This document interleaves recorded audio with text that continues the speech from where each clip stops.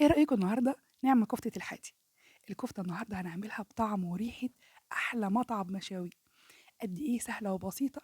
جبت لكم كده شوية أسرار وتكات هتعمل معانا يعني فرق كبير قوي وطفرة كده في عالم الكفتة زي ما بيقولوا. قد ايه لذيذة وطعمها يعني رائع. عندي بصلتين، حط عليهم 2 قرن فلفل أخضر، أو ممكن حراق زي ما تحبي، ده رومي يعني. وبعد كده هافرمهم فرم ناعم واصفيهم من الميه بتاعتهم. اهم حاجه صفيهم كويس قوي.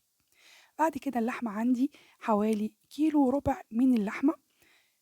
انا هم فيهم 20% تقريبا دهن. الميه دي مش هرميها يا جماعه، الميه دي هخليها هصبع بيها اللحمه. انا هضيف البصل او قشر البصل زي ما بيقولوا، او يعني تفل البصل يعني، واحط عليه شويه بقدونس او كزبره. المتوفر عندي من الخضار هيدي طعم حلو قوي. عندي بياض بيضه، وبعدين كمون وكزبره. أنا باكتب لِك المكونات على فكرة، والمقادير التوابل عمومًا موجودة كلّها على الشاشة عشان لو حبيتِ تعملي screenshot ليها. كمون، كزبرة، وبياض بيضة، وملح وفلفل، وتوابل لحمة، وعندي 4 معالق من النشا، ومعلقة صغيرة من الbaking powder. كل ده بقى هاعجنهم مع بعض بإيديّا زي ما أنتم شايفين كده، عجنة محترمة. لازم أعجنهم كويس أوي. وبعدين في الكَبّة أرجع تاني أفرمه فرمة كويسة. مش هاكتفي بعجنة إيديّا، لازم يتفرموا حلو أوي، لإن من أهم أسرار الكفتة إن هي تبقى ناعمة أوي، أوي.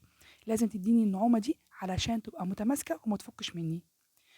هافرمها فرم ناعم، وبعدين زي ما أنتم شايفين كده، شايفين طلّعها من إيديّا ماسكة حتى باينة الفتل بتاعتها كده، وأكنّها يعني ناعمة خالص، خالص كده.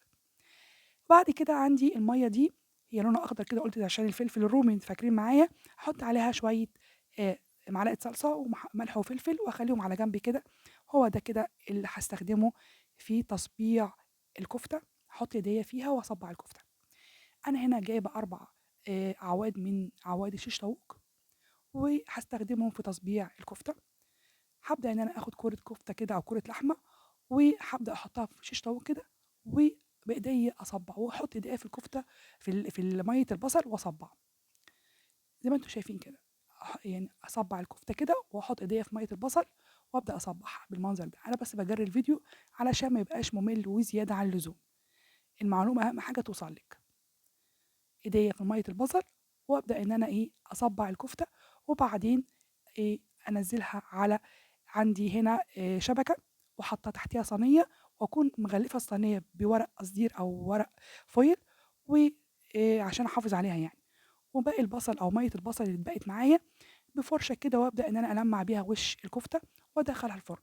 لو حبيت أجوّد أكتر يعني وأدّيكِ يعني نتيجة أفضل، فحماية كده أكون مشغّلاها وأحط نقطة زيت في الصينية اللي تحت الكفتة، وأدخّلها الفرن برضه، وهتبقى رائعة.